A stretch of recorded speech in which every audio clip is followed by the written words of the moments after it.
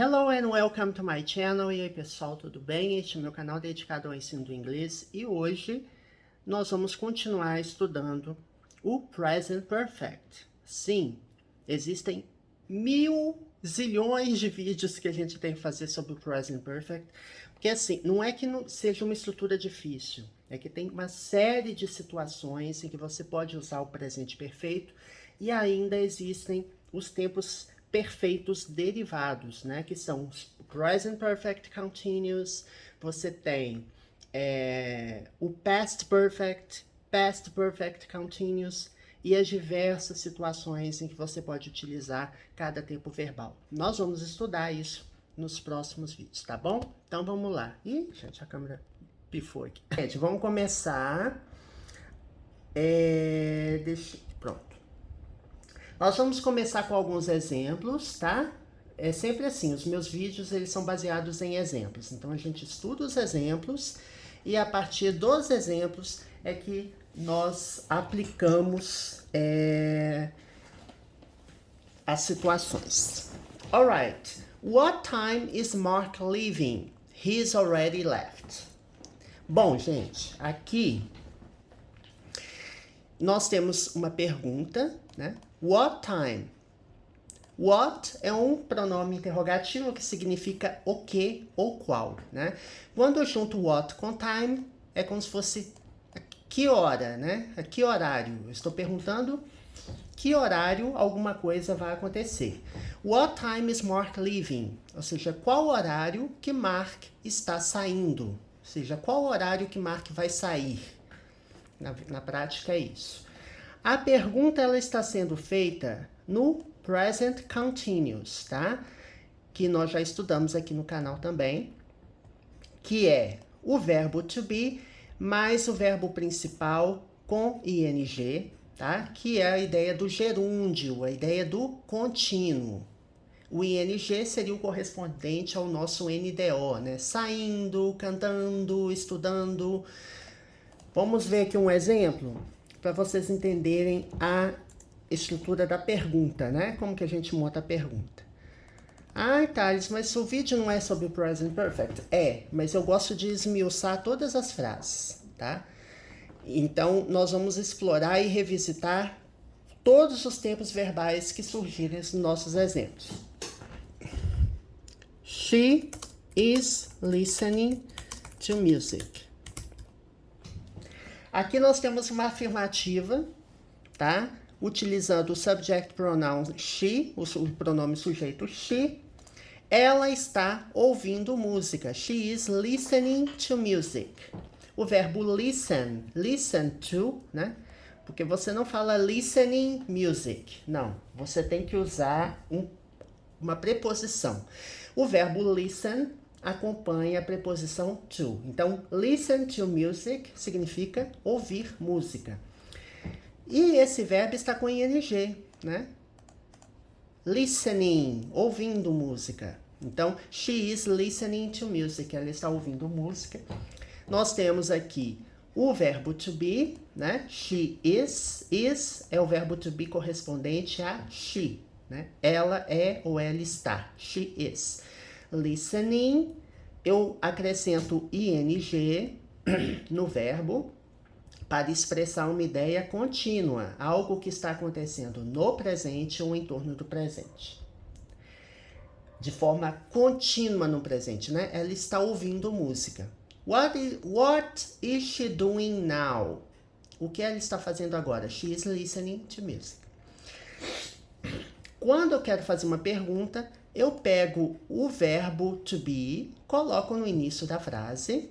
Lógico que eu tenho que mudar aqui. Pronto. Is she listening to music? Aqui eu estou fazendo uma pergunta no present continuous. O verbo to be, ele faz pergunta sozinho, ele nega sozinho e é usado na afirmativa. Então, ele não precisa de verbos auxiliares. Bom, dado esse exemplo aqui, vamos ver aqui. What time is Mark leaving?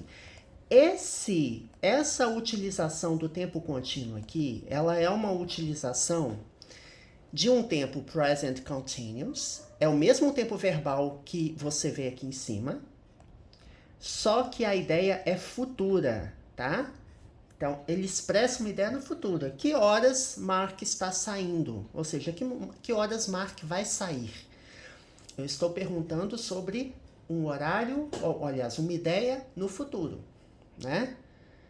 Então, o present continuous pode ser usado para expressar uma ideia no futuro, né? Por exemplo, I am seeing a doctor next week.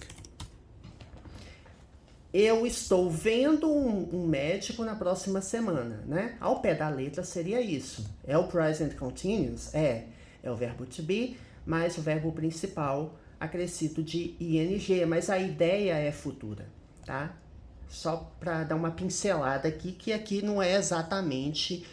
É o present continuous, mas ele não está expressando uma ideia contínua. Ele está expressando uma ideia futura. E quando eu tenho pronomes interrogativos, o pronome interrogativo ele vem primeiro na pergunta, tá? É muito comum você combinar, né? Pronome interrogativo com um substantivo, né? What time, que hora? What color, qual cor, né? Por exemplo, você pode combinar. How old, para perguntar a idade, né? Você pega o pronome interrogativo how e combina com o adjetivo. How tall, para perguntar a altura. Você pega um pronome interrogativo e combina com o adjetivo. Então, essa combinação de pronomes interrogativos com palavras é muito comum, né? Com substantivos, né? Então, what time é que hora? Que hora Mark está saindo, tá? Então, na pergunta, o verbo to be vem no início da frase, só que aqui ele não vem exatamente no início da frase, porque eu tenho um pronome interrogativo aqui, tá? Aí, aqui na resposta, nós temos o present perfect. He's already left. Tá? His. O que é esse his aqui? Né? É muito comum também, em provas, eles perguntarem, olha... eu já vi perguntando isso em concurso, né? Esse his aqui se refere a que verbo? É o verbo to be? He is already left? Não. Aqui nós temos a estrutura do present perfect, que é o verbo have, mais o verbo principal no past participle. O verbo principal no particípio passado. Esse his, ele é equivalente a he has. Então, his é he has. Has eu uso para he, para she ou para it, tá? De forma análoga, né, aos verbos no presente, né, no presente simples, que para he, she ou it eu acrescento s no verbo, certo? O have vai virar has. Só que aqui não é um tempo presente comum, né, é um tempo do present perfect, em que eu tenho o verbo have mais o verbo principal no particípio passado. Esse verbo aqui, left, é um verbo irregular, tá? Leave é o verbo sair ou deixar, né? Deixa eu pular aqui, ó. Esse leave é o verbo sair ou deixar, o passado dele é left e o particípio passado dele, ou particípio, também é left. Então, você tem 3 colunas de conjugação verbal. A primeira é o present simple, a segunda é o past simple e a terceira é o past participle, que é o particípio. É um verbo irregular, tá? Os verbos regulares, o passado simples e o particípio deles é dado acrescentando o ed, né, no final do verbo, então ele não é um verbo regular. He has already left, ele já saiu. Aí você fala, de onde que vem esse já? Essa palavrinha aqui, already. Essa palavra é muito usada nos tempos perfeitos, tá?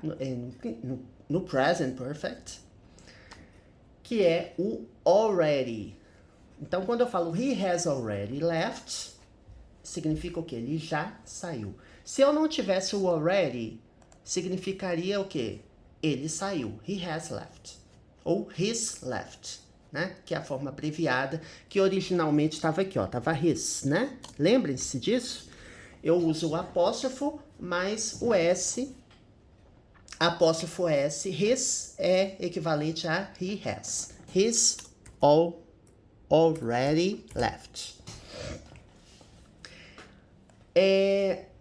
Nos tempos perfeitos, né, quando eu tenho o verbo have e o verbo principal no past participle, eu coloco, quando eu vou utilizar advérbios, eu coloco entre o verbo have e o verbo no past participle.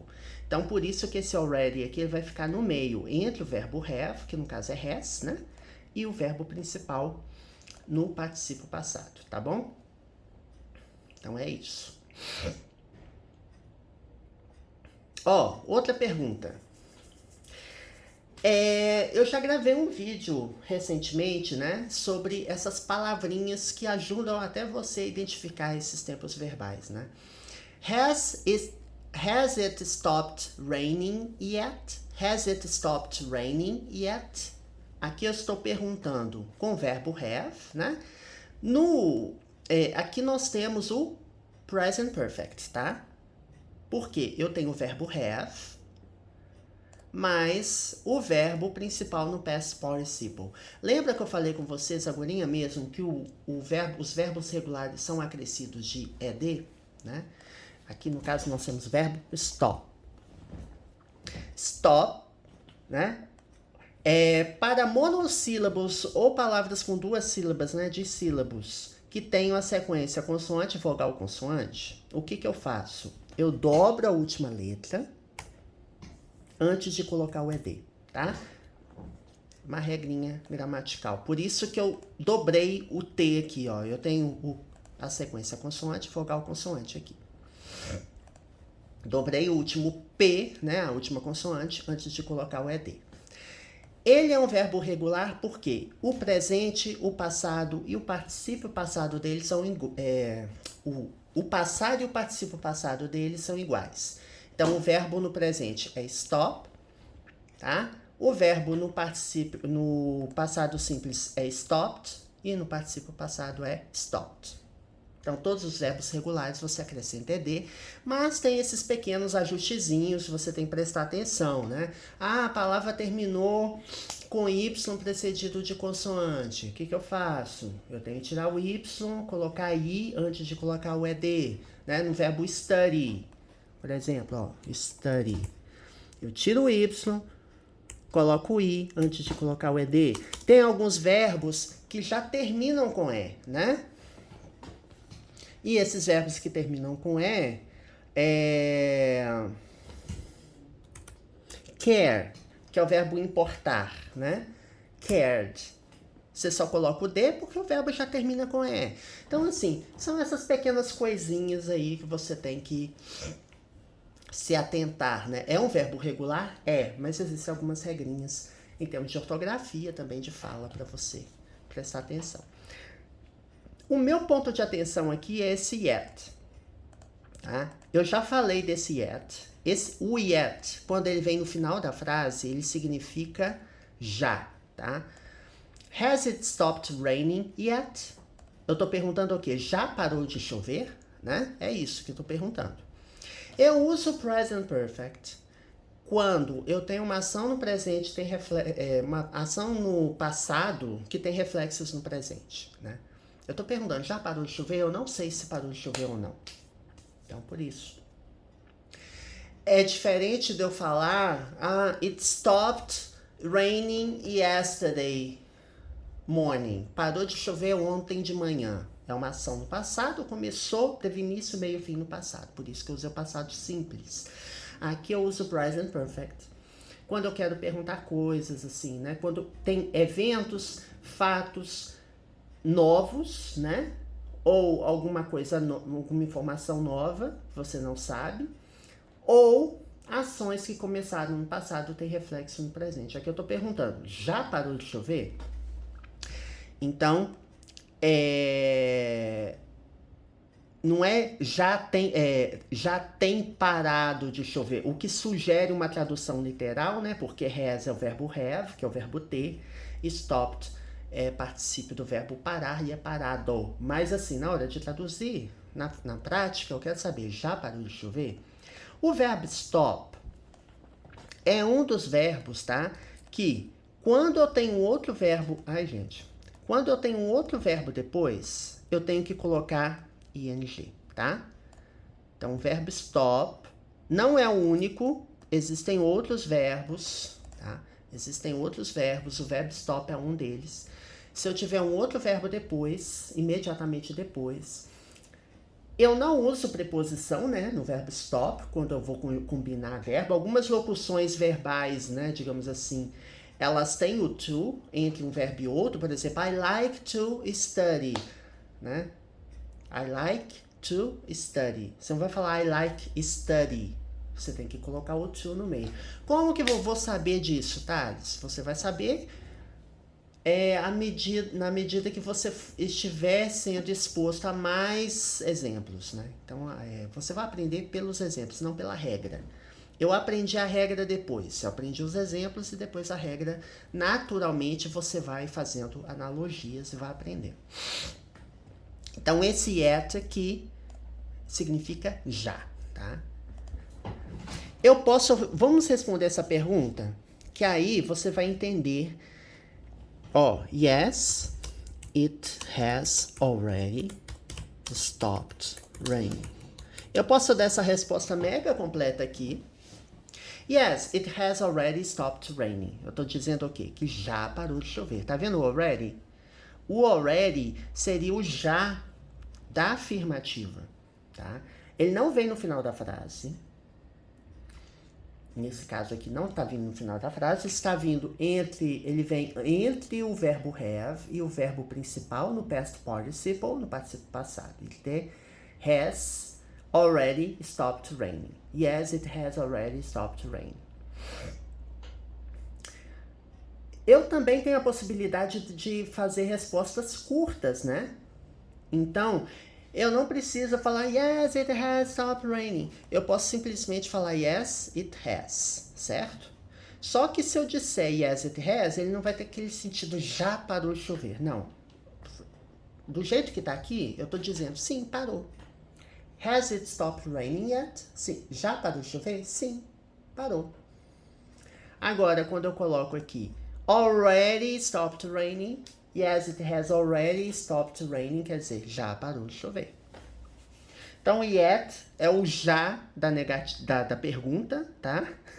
O already aqui é o já da afirmativa. Gente, não levem isso, não escrevam não peguem uma tábua dos mandamentos e escrevam, yet, então é o já da... Não memorizem assim. Eu estou explicando o exemplo, porque yet pode ter outro significado, tá? Então, da mesma forma, gente, em inglês tem, que o português, né? A palavra tem várias utilidades, né? Vários significados diferentes. Principalmente no dicionário, né? Vários significados diferentes. É igual no português, no inglês. Então, não existe uma regra absoluta. Eu não tenho como falar, olha, sempre vai ser assim, assado. Eu estou dizendo pelo exemplo. Tem regras gerais que as gramáticas mostram, mas, né? Se você pegar uma gramática bem detalhista, eu tenho uma gramática bem detalhista dessa grossura assim, que ela é cheia de exemplo. Ela explica a regra e depois tem uma série de exceções. Aí falou, olha, a regra aqui é essa, mas se tiver o sentido disso, você vai fazer isso. Se tiver o sentido daquilo outro. Então, assim, vale a pena eu ficar estudando esse tanto de regra? Não.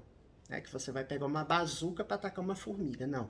Aprenda pelas coisas mais frequentes, que à medida que você tiver acesso a mais exemplos, você vai aprendendo as particularidades. É o que vale mais a pena, tá? Então aqui, ó, yes, it has already stopped raining. E aí eu vou dar uma resposta na negativa, tá? Eu vou dizer no... Peraí, gente. Eu vou dizer que no... It hasn't stopped raining yet. Não parou de chover ainda. Tá vendo que aqui eu tenho yet? Esse yet aqui tem o sentido de ainda. Na pergunta na negativa, ele é já. Has it stopped raining yet? Já parou de chover? No, it hasn't stopped raining yet. Não, não parou de chover ainda. A negativa de has é hasn't, tá? Has eu uso para he, she ou it, né? Já falei isso. E uma outra observação é quando eu falo assim, parou de chover, né? Parou de chover, ok. Em português, você não coloca um sujeito, né? Assim, você não coloca um pronome como sujeito, não tem sujeito, porque em português, frases com fenômenos da natureza tem sujeito inexistente, né? Agora, em inglês, independente de qualquer coisa, fenômeno na natureza, você vai falar, choveu ontem. It rained yesterday. Você tem que usar it, tá? It é um pronome sujeito neutro, tá? Pode ser ele ou ela, mas ele se refere a tudo aquilo que não é pessoa. Então, quando eu falo assim, it stopped raining, se eu disser uma frase na afirmativa e falar, it stopped raining, eu tô dizendo, parou de chover. Eu não posso simplesmente começar a frase com o verbo stop e falar stopped raining, igual a gente faz em português, parou de chover. Choveu ontem. Eu comecei a frase com o verbo chover, né? Choveu ontem, mas em inglês eu tenho que falar it rained yesterday, tá? Muito cuidado com isso.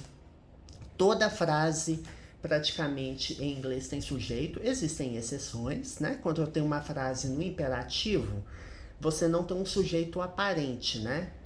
Porque a frase tem sujeito. Eu falo assim, open the door. Abra a porta.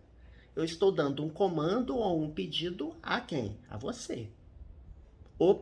You open the door. Você está olhando para a pessoa, open the door, please. Answer the phone. Atenda o telefone. Então, ainda assim tem sujeito, né? Agora, se você me perguntar de cabetalhos, tem sujeito inexistente? Olha, não estou lembrando. Se eu encontrar algum exemplo, eu vou mostrar para vocês. Porque eu não sou um estudioso da gramática no nível de conhecer todas as regras. Eu conheço as regras que eu uso, né? Eu sou pragmático, mas eu sei bastante regra, porque eu fui exposto a vários exemplos, né? E sou fluente, mas assim, falar que eu conheço tudo, se tiver um professor que chega e fala, olha, eu sei tudo de inglês, aprenda inglês em uma semana, não tem muito disso? Não caia nessa, tá? Tudo abobrinha. Eu levei muito tempo para atingir um nível de fluência que eu tenho hoje. Para chegar no nível intermediário, nível avançado de cursinho, é outra coisa, né? Você até chega lá aos trancos e barrancos, mas eu vou dar um exemplo. No meu curso de inglês que eu fiz, né? Que eu não vou falar nome, evidentemente, mas no meu curso de inglês tinha 10 alunos. Eu não sei quantos tinham, eu não lembro de cabeça, mas vamos supor, tem 10 alunos. Todos formaram, todos pegaram certificado, mas a maioria absoluta, era analfabeto funcional em inglês, né? Sem ofender, mas é assim, gente. A pessoa sabe ler, ela sabe, né, compreender, tem uma base vocabular ali, né, dos livros de inglês. Muitos não sabem falar, muitos não sabem ouvir, né, que é a proficiência auditiva. Então, assim, cursinho, você não pode falar assim, eu formei no cursinho e tô fluente. Você não tem noção do tanto de material, além disso, de filmes, de livros, de coisa, que eu acesso para poder manter inglês atualizado, para aprender vocabulário. Gente, eu aprendo palavra todo dia. Então, essa coisa de, eu sou mestre do inglês, nananã, balela, tá? Balela. E antes que venha um falar, mas não sei o que. Gente, eu tenho certificado de proficiência, mas eu não fico jogando na cara. Tem vários certificados de proficiência, mas não tem que ficar jogando na cara de todo mundo, dando carteirada. Não é assim que funciona. Eu uso inglês porque, né? Eu gosto do inglês, por isso que eu estudo inglês. Só você tem que estudar alguma coisa que você goste, né? Bom, vou fazer um vídeo muito longo hoje, não. Mas eu vou ver mais alguns exemplos com vocês. Talvez 2 exemplos, né? Aqui, ó. I've written the email, but I haven't sent it yet. Olha só que interessante. Aqui, eu usei o present perfect. Porque assim, o present perfect ele é muito usado em notícias, tá, gente? Todo noticiário que você vê, manchete, você vai encontrar present perfect sendo utilizado. Quando você vai dar uma informação nova, assim, do nada você está fazendo uma outra coisa, I've written the email. Eu escrevi um e-mail. Pronto, você deu uma informação nova, certo? Eu tô lembrando aqui, né, de algumas gramáticas que eu tenho, que ela fala assim, quando você introduz a informação nova no passado, você pode usar o present perfect. E caso você faça mais frases usando aquela ideia, né, você vai continuar a ideia. Você deu uma informação nova e depois você vai falar mais sobre ela. Você pode usar o passado simples, por exemplo. Não é o caso aqui, né, aqui tá tudo na mesma frase. Eu usei o present perfect de novo, mas eu vou explicar por que eu usei, tá? Primeiro, I've written the email. Aqui quer dizer o quê? Eu escrevi o e-mail. Não tem aqui advérbio, tá? Não tem I've already written the email. Poderia. Eu já escrevi o e-mail. Observações importantes. Verbo write é o verbo irregular, né? O passado dele é wrote e o particípio passado dele é written. Verbo irregular. Então, particípio passado, written. Se você escrever I've wrote, tá errado, tá? Tá errado. Tanto na fala quanto na escrita. Então, muito cuidado com isso. I've written the email. Eu escrevi o e-mail. Então, eu tenho o verbo have. Aqui ele está abreviado, né? Eu tenho o apóstrofo VE, que é equivalente, né? I have written. Ou I've written. Eu escrevi o e-mail. Mas, contudo, entretanto, mas eu não o enviei ainda. But I haven't sent it yet. Aqui eu usei o present perfect de novo, por quê? Quando você dizer que eu ainda não fiz alguma coisa, é mais adequado, né? É correto usar o present perfect. Por quê? O present perfect ele pode ser usado para coisas no passado, né? Eu estou dizendo que eu não enviei o e-mail, mas que tem conexão com o presente. Pensa assim, eu não mandei um e-mail ainda, mas eu ainda posso enviar. Ainda está em tempo. Então, tem conexão com o presente. É um exemplo aqui que é I have never been to China. Eu nunca estive na China. Eu usei o present perfect. I've never been to China. Been, né, que é o particípio do verbo to be. Por que eu usei o present perfect? A lógica. Olha, eu nunca fui na China. Mas é um passado simples? Não, não é um passado simples, porque eu ainda estou vivo. Eu ainda posso ir na China. Né? Então, posso dizer, I haven't traveled to China yet. Eu não viajei para a China ainda. Não tenho intenção nenhuma de viajar para a China, né? Mas eu só dando o resto. Então, I haven't sent it yet. Eu ainda não enviei o e-mail. Aqui nós temos o verbo sent, que também é o particípio. Particípio do verbo send. Sent. Tá? I haven't sent. Tá? O verbo enviar. Por isso que eu usei. Aqui, ó. Have na negativa, mais o verbo principal no particípio. Aqui nós temos have mais o verbo principal no particípio. Então, tudo isso aqui é present perfect, tá? Aqui eu usei o present perfect para introduzir uma informação nova, né? I've written the email. Escrevi um e-mail. Aqui eu usei o present perfect para dizer que eu não enviei ainda. Então, é uma dica, né? Mas eu vi uma frase que tem yet que não é present perfect. Gente, eu tô dando dicas gerais. Yet pode ser advérbio, pode vir no início da frase. E pode ter uma ideia adversa. Apesar disso, yet pode vir no início da frase. Então, assim, leva ao pé da letra não, mas a regra geral, assim, né, da maioria das situações que você vai ver, o yet, ele ele pode ser ainda, ele pode ser já. Na negativa, ele tem um significado de ainda, né? I haven't sent it yet. Eu não enviei o e-mail. Esse it aqui está substituindo o quê? O objeto the email. I haven't sent the email yet. Eu não enviei o e-mail ainda. Tá? Então é isso. Tá bom? Sobre o Present Perfect, mas a gente vai segmentando, né? Eu tô gravando, tô tentando variar os conteúdos dos vídeos com outras, para não ficar estudando só o Present Perfect, porque Present Perfect tem muitas lições em qualquer gramática, assim, tem vários capítulos dedicados ao Present Perfect, comparando com Present Simple, comparando com Past Simple, comparando com outros tempos contínuos. Aí você tem o Past Perfect. Então, assim, é infinito o negócio. Mas eu vou gravar todos os vídeos. E a propósito, eu já falei isso e eu vou falar de novo. Aqui no canal já tem todos os conteúdos essenciais da gramática, tanto no nível básico quanto no intermediário avançado. Então você pode, Thales, eu quero estudar isso. Você vai achar aqui no canal. Conteúdo completo, gratuito, já tem.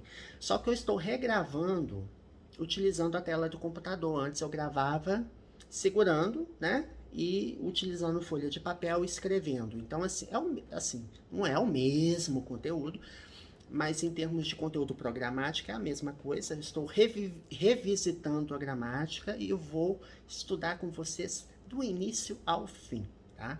Então tem muito vídeo. Não se esqueça que esse canal tem mais de 800 vídeos. Vídeos do nível básico e avançado. Nível básico é igual esse que você está assistindo, né? Que você está assistindo. São vídeos explicados em português. Como que eu vou saber se o vídeo é básico, Thales? É só você ver o título do vídeo. Gramática básica, basic, tem básico no vídeo. Ou tem uma descrição em português. Intermediate ou Advanced Videos são inteiramente em inglês, vídeos avançados, vídeos de nível intermediário, então ele é gravado do início ao fim em inglês. Também tem isso. Então tem gramática, básico avançado.